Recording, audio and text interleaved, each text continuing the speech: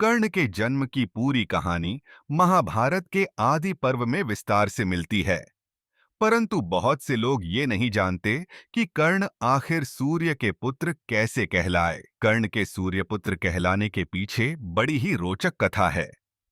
चलिए आज जानते हैं कर्ण के सूर्य पुत्र कहलाने के पीछे की कहानी क्या है। जैसा कि कर्ण को सूत पुत्र भी कहा जाता है, कर्ण को दानवीर कर्ण के नाम से भी जाना जाता है। माना जाता है कि एक शूरसेन नाम का यदुवंशी राजा था, जिसकी एक प्रथा नाम की पुत्री थी। शूरसेन की बुआ का पुत्र कुंती भोज था, जिसकी कोई संतान नहीं थी। तब राजा शूरसेन ने अपनी पुत्री प्रथा को कुंती भोज को गोद दे दिया। कुंती भोज ने प्रथा का नाम कुंती रख दिया और आगे चलकर प्रथा कुंती के नाम से प्रसिद्ध हुई। कुंती बाल्यावस्था से ही ऋषि और मुनियों की सेवा किया करती थी। एक बार अऋषि दुर्वासा ने कुंती के सेवा भाव से प्रसन्न होकर उसे एक मंत्र दिया और कहा कि इस मंत्र से तुम किसी भी देवता का आह्वान कर सकोगी।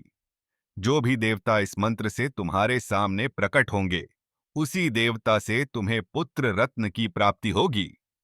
तब कुंती ने सोचा कि ऐसा कैसे हो सकता है। उसे बड़ा ही आश्चर्य हुआ और वह एकांत में छुपकर उसी मंत्र का उच्चारण करने लगी और सूर्य देव का आह्वान किया।